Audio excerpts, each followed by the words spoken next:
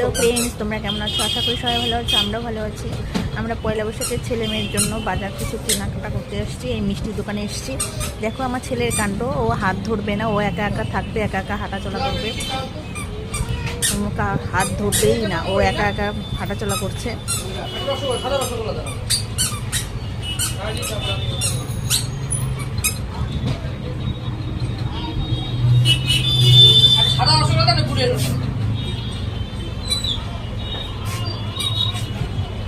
যেই দোকানটা এসেছি, দোকানের মালিক মালকিন দুজনেই আমার ছেলে মেয়েকে ভালোবাসে। মেয়েকে হলো মালকিনটা কোলে নিয়েছে, এই যে মেয়ে কোলে রয়েছে, আর এই যে ছেলে, এই যে মালিক, দোকানের মালিক। আমরা মিষ্টি দোকানে আসলে এই দোকানটাতেই আসি বেশি।